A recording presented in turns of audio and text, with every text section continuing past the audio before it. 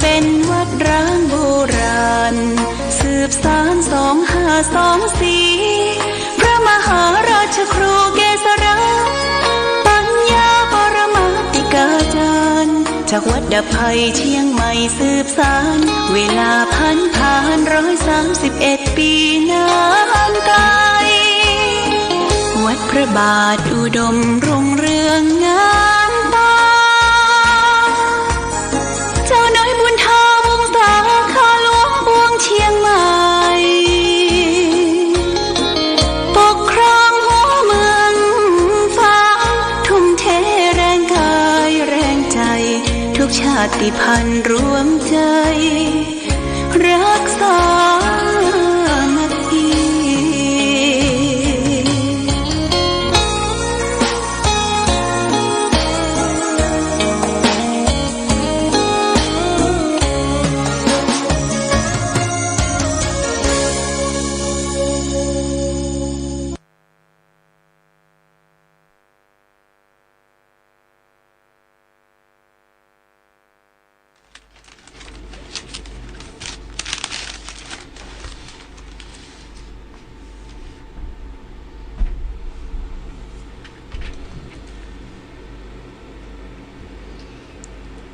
เจริญสุขศรัทธาสาธุชนญาติโยมท่านพุทธบริษัททั้งหลายวันนี้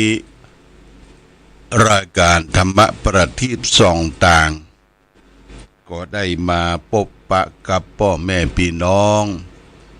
ศรัทธาสาธุชนญาติโยมแห่งครั้งหนึ่งวันนี้เป็นวันอาทิตย์ที่25เดือนสิงหาคมพุทธศักราช2567ซึ่งตรงกับเดือน9ใต้เดือน11เหนือแรม6ค่ำปีมะโรงวันนี้ก็อากาศเริ่มแจ้งสว่างขึ้นมามีแสงแดดแสดส่องลงมาจากฟากฟ้าหลังจากที่ว่าฟ้าฝนมืดครึ้มหลายมื้อหลายวันการที่ผ่านมาตั้งแป่ตั้งน่านจังไห้พะเยาก็มีน้ำท่วมน้ำหลากเข้าถึงวัดวาอารามสถานที่โบราณสถานหลายที่ได้รับความเสียหายทางภาคใต้จังหวัดภูเก็ตมีดินถล่มญาติโยมดินถล่มลงจากภูเขามาทับบ้านผู้คนสถานที่พักผ่อนเป็นรีสอร์ททำให้ผู้คนเสียชีวิตไป13คนทั้งคนไทยคนเมียนมาและก็คนประเทศรัสเซีย2คนดินที่พัดถล่มมาดูเหมือนว่าทางบนดอยเพิ่นจะเกลี่ยดินทำสถานที่จะสร้างพระพุทธรูปพอดีน้ำตกหลายวันฝนตกหลายวันก็เจาะซึมลงที่มันแตกมันแหงสะสมมักหม่มไปโบคำเดียวพังคำเดียวก็ทำให้ผู้คนเสียชีวิตไปหลายท่านอันนี้เหตุการณ์ที่เกิดขึ้นในบ้านในเมืองของเราก็คือเรื่องของน้ำเรื่องของดินฟ้าอากาศวันนี้แจ้งเนอะญาติโยมดินฟ้าอากาศแจ้งแสงแดดสอดส่องลงมาก็ทำให้พื้นที่ถนนหนทางในเขตวัดวาอารามก็จะแห้งขอดแห้งขอดมาก็ทำให้การสัญจรไปมาก็สะดวกสบายขึ้นวันนี้วันอาทิตย์ญาติโยมคงจะอยู่ที่บ้านที่จองเคหสถานบ้านจ้องของเฮาก็ฟังธรรมะทางรายการของวิทยุชุมชนคณะสงฆ์อำเภอฝางเปิ้นก็จะเปิดซอวันนี้เปิดซอพระพุทธประวัติเปิดซอตำนานครูบาต่างๆ คือเฮาและท่านทั้งหลายได้รับทราบรับฟังสำหรับคนทลามหมั่งเคิมคนวัยกลางคนก็ชอบฟังซอเป็นการขับขานปีซอที่มีคนซอมีคนนำกล่าวทำนองเป็นพื้นเมืองล้านนาของเฮาได้เข้าใจพูดถึงซอนี่ญาติโยมแต่ก่อนนี้ดนตรีอย่างสนุกสนานบ่ค่อยมีแม่อุ้ยป้อซึ่งเป็นแม่ของอาตมาเนี่ยถ้าซอมีที่ไหนปึ้งก็จะไปฟังซอสมัยป้อแก้วตะไลคุณจันทิพย์เรือนรักเราแม่บัวซอนี่เปิ้นเป็นแฟนคลับไปฟังซอตำนานซออย่างต่างๆม่วนอกม่วนใจอันนี้ก็คือสืบสานวัฒนธรรมประเพณีอันดีงามมาถึงปัจจุบันนี้ก็ยังมีอยู่เสียงคับเสียงซอส่วนหนึ่งที่ทางขึ้นสีขาวโดยการนำของท่านพระครูอภิวัตรวัฒนาวิกรมปากตางเจริญก็ปาญาติปายมไปตาลเตียนที่ภาคอีสานแต่เจ้าตีห้าก็ได้เปิดวิทยุฟังเปิ้นก็รวบรวมปัจจัยได้ให้ได้หอมได้สวดโยโกห้องได้ทำพิธีกรรมขอขมาพระพุทธพระธรรมพระสงฆ์วันนี้แดดดีคงจะไปเอวหลายที่ยกตัวอย่างเช่นที่อุดรคำชะโนดหลวงปู่คำชะโนดไปเอวที่วังพญานาคคำชะโนดและก็หลายที่หลายต่างก็ปากันไปเอวไปทัศนศึกษาไหว้พระเป็นการรีแลกเป็นการผ่อนคลายเพราะฉะนั้นโชเฟอร์ทั้งหลายที่รับญาติโยมท่านสาธุชนพระเจ้าประสงค์ไปก็ต้องระมัดระวังจะไปขับเวยเฟี้ยวฟั่งแต่ถนนทางภาคอีสานนี่เป็นถนนดีเปิ้นทำถนนสวยจดงดงามก่อนเฮาห้องว่าอีสานแห้งแล้งตอนนี้เป็นอีสานเขียวอีสานเขียวมดมีชนประทานมีน้ำไหลผ่านโดยเฉพาะอย่างยิ่งที่จังหวัดอุบลเมื่อปีที่แล้วอาตมาก็ไปที่จังหวัดอุบลอำเภอเดชอุดมเดชอุดมศรีสะเกษนี่ผ่านมาถึงศรีสะเกษญาติโยมจะมีทุเรียนภูเขาไฟเนี่ยทุเรียนภูเขาไฟศรีสะเกษนี่รสอร่อยกรอบหวานเนี่ยที่ศรีสะเกษแต่เมืองฟางของเขาก็ปลูกได้ผลหลายไร่หลายที่เจ้าของมีสวนส้มแล้วก็ปลูกทุเรียนไปแล้วก็ผลผลิตออกมาก็มันแปลงอยู่มันยังบอกเข้าวัดเด้อ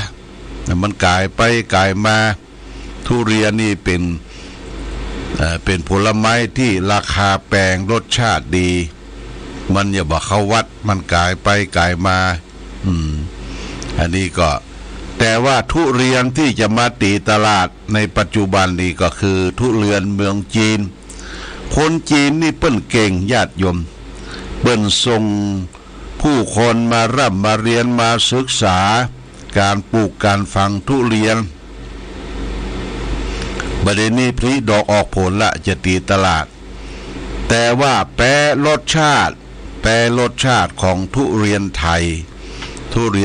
นี่เป็นรสชาติดั้งเดิมหวานกรอบมันนะทุเรียนไทยบางทีก็ลูกเป็นพันก็มีนะญาติโยมลูกเป็นพันก็มีอันนี้คือผลหมากรากไม้เป็นราชาแห่งผลหมากรากไม้คือทุเรียนราชินีของผลหมากรากไม้ของเขาก็คือมังคุดนี่ก็กิโลหลาย10 บาท แล้วก็ทัดลงมาตอนนี้ก็มีเงาะก็เกิดขึ้นเท่าไปจังใหม่ก็ที่จังดาวแม่ทลายเปิ้นมีเงาะโรงเรียนขายประมาณกิโล35-40แล้วประเดี๋ยวนี้นะญาติโยมอันนี้เป็นผลหมากรากไม้มันเกิดขึ้นไปทั่วละไปทั่วแล้วหลวงพ่อก็เอาทุเรียนมาทดลองปลูก3 ก้าที่หน้าอนุสาวรีย์ครูบาเจ้าศรีวิชัยกำลังปลูกเนี่ยญาติโยมนะแหมสักปี2 ปีมันใหญ่หน้ากล้าบานมีลูกมีผลมาก็เขาก็จะได้อวดได้โชว์ว่านี่ปลูกโชว์นะปลูกโชว์แต่บะม่วงได้ผลละบะม่วงได้ผลบะนาวโฮอันอย่างนี้มีขึ้นอาศัยได้ปลูกฝังปลูกโชว์ก็เป็นผลผลิตที่เกิดขึ้นมีที่วัดงาอนุสาวรีย์ครูบาเจ้าศรีวิชัยบางท่านบางคนอย่างแม่ฉลาดแจ้ซ้อนเนี่ยอันบะกอกบะโลนที่ขาครูบาบะโลนเด้อบะกอกนี่บะโลนบะแจ้หน้าคิงมันที่จะหล่นวุ่นใกล้ออกวาสาวุ่นบะกอกครูบาจะหล่นตอนนี้ยังบะพิษใบยังบะหล่นใบเตื้อหลังจากใบหล่นแล้วก็เหลือแก่ต้นบะกอกลูกบะกอกครูบาก็จะหล่นมาถ้าหล่นตกลงมาเมื่อไรก็จะเก็บไว้แจกจ่ายคือแก่ญาติโยมท่านสาธุชนเป็นบะกอกยาครูบาเจ้าศรีวิชัยปีหนึ่งครั้งหนึ่งก็ได้อมเหี่ยสักลูกก็ยังดีจะมีอายุมั่งยืนยานปราศจากโรคภัยไข้เจ็บตั้งหลายอย่างนี้เป็นต้นฝากไว้วันนี้จะเอาธรรมะนำมาฝากคือแก่ศรัทธาญาติโยมธรรมะอันที่เกิดขึ้นที่เรานำมาถือปฏิบัติจะเกิดความสำเร็จกิจการงานทุกอย่างบอกว่าทั้งทางโลกและทางธรรมธรรมะที่ว่านี่คืออิทธิบาท4อิทธิบาทคือคุณเครื่องให้สำเร็จด้วยความประสงค์4อย่าง 1. ฉันทะมีความพอใจรักใคร่ในสิ่งที่ตนทำ 2. วิริยะคือความภาคเพียรเอาจิตฝักใฝ่ในตีนที่ทำไปแล้วจิตตะข้อ4ข้อ3จิตตะเอาใจฝักใฝ่ดูแลกิจการงานที่เราทำนั้น4วิมังสามันติมันตองมันพิจารณาหาเหตุหาผลหรือว่าประเมินว่าสิ่งที่เราทำงานไปสิ่งที่เราปลูกเราฝังไปได้ผลได้มักได้หนทางเป็นประการใดอันนี้คือคุณเครื่องให้สำเร็จด้วยความประสงค์เพราะฉะนั้นจะทำอย่างเราจะไปบังคับลูกบังคับเต้าที่จิตใจบ่สู้บ่ไปทางนั้นอย่างเช่นว่าอยากจะให้เขาเป็นตำรวจเป็นทหารเป็นข้าราชการแต่มันบ่ไปก็บ่มีฉันทะบ่มีความชอบที่จะไปทางนั้นบางทีก็ชอบค้าชอบขายชอบต่างพาณิชย์การค้าขายต่างๆเนี่ยถ้าเขามีความชอบในด้านนั้นเลยว่าสายตรงอย่างนักเรียนนักศึกษาที่จะจบม.6 เนี่ยครูบาอาจารย์เพิ่นก็มาประเมินดูว่านี่มันเก่งคณิตมันเก่งวิทยาศาสตร์มันเก่งการกีฬามันเก่งการศึกษาเรื่องต่างๆทางศิลปะวัฒนศิลปะการคิดการเขียนเพิ่นก็จะส่งไปเรียนในส่วนนั้นเลยว่ามีความพอใจรักใคร่ในสิ่งที่นั้นเรียกว่าฉันทะมีความพอใจรักใคร่เมื่อมีฉันทะมีธรรมะข้อที่1แล้วก็มีธรรมะข้อที่2ติดตามไปที่จะเกิดประสบความสำเร็จคือวิริยะนี่แปลว่าความภาคความเพียรญาติโยมความภาคเพียรเนี่ยเป็นวิริยะอันยังจะเกิดความสำเร็จขึ้นมาได้อยู่ที่ความพยายาม ความพยายามอยู่ที่ไหนความสำเร็จก็อยู่ที่หั่นเรียกว่าวิริยะคือความภาคเพียรเนี่ยมีธรรมะข้อสองวิริยะแล้วก็มีธรรมะข้อที่สามแหมคือจิตตะเอาใจฝักใฝ่ในสิ่งนั้นไม่วางธุระของตนเองคือเอาจิตใจฝักใฝ่ติดตามบละบะเรยวิจัยออกมาเป็นผลได้ผลเสียเป็นประการใดสุดท้ายธรรมะเป็นการร่วมยอดวิมังสานี่เป็นการร่วมยอดคือมันประเมินผลว่าที่ทำลงไปมันได้มันเสียเป็นประการใดก็คิดพิจารณาในสิ่งนั้นก็จะสำฤทธิ์ผลอย่างตึงวันนี่เราทำไร่ทำนาจะเหมือนเมื่อก่อนโบราณอาศัยน้ำฟ้าน้ำฝนอาศัยมูลวัวมูลควายแต่ก่อนนี้ดินน้ำจุ่มดินดำแต่ก่อนนี้ดินบรรทุกถางบรรทุกอย่างที่ใจเพราะว่าเอาใจทุกปีถ้าพอมาอยู่หลายปีเนี่ยดินมันก็หมดสภาพคือขาดสารขาดอาหาร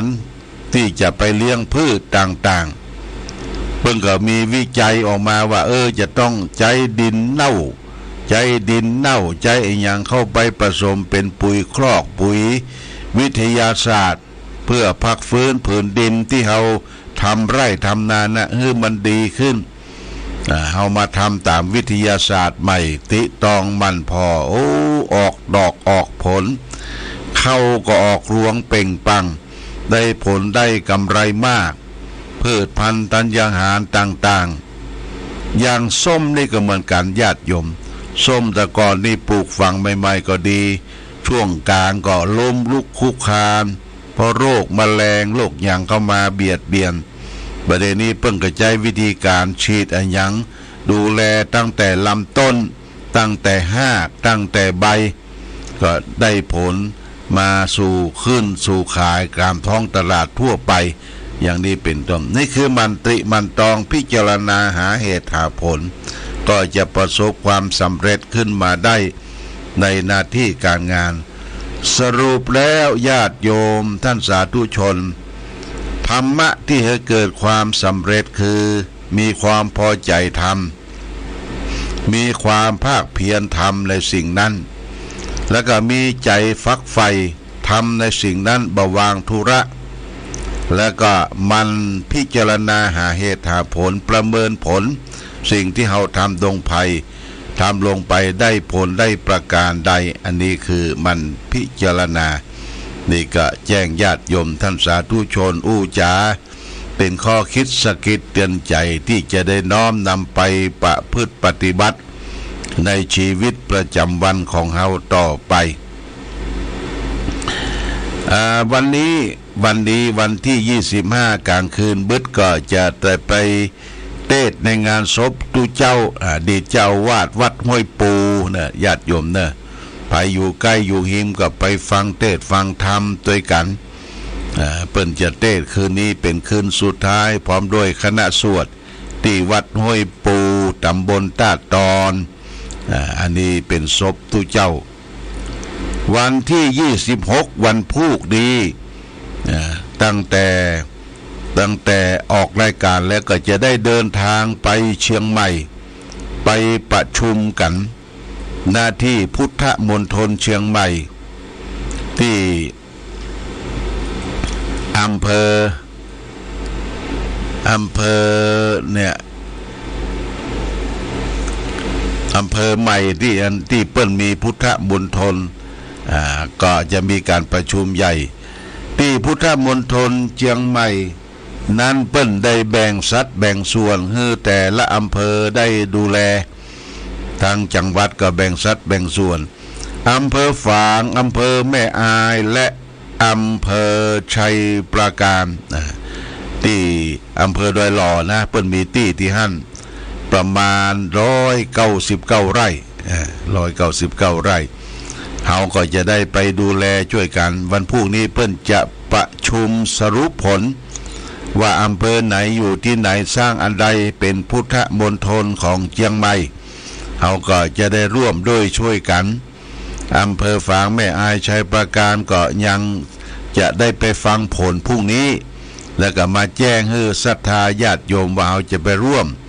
การวางศิลาฤกษ์ไปเอวไปพอไปกอยที่สร้างพุทธมณฑลพุทธมณฑลของเชียงใหม่คำว่าพุทธมณฑลน่ะเป็นที่อยู่ของศาสนาพุ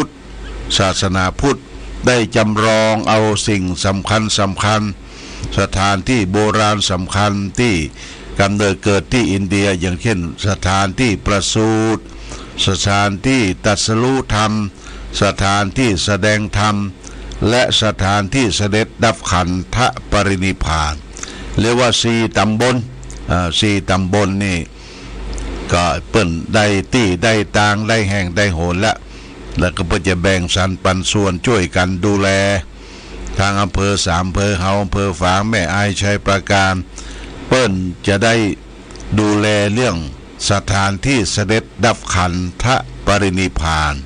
เป็นที่นิพพานของพระพุทธเจ้าจะมีพระนอนจะมีเจดีย์เป็นที่สัญลักษณ์เราจะได้ไปไหว้ไปสักการะบูชาและร่วมด้วยช่วยกันนะนี่ก็แจ้งเป็นฐานเบื้องต้นญาติโยมท่านสาธุชนทั้งหลายรับทราบวันที่28นี้มีงานของโรงเรียนวัดพระบาทอุดมศึกษาเปิ้นจะ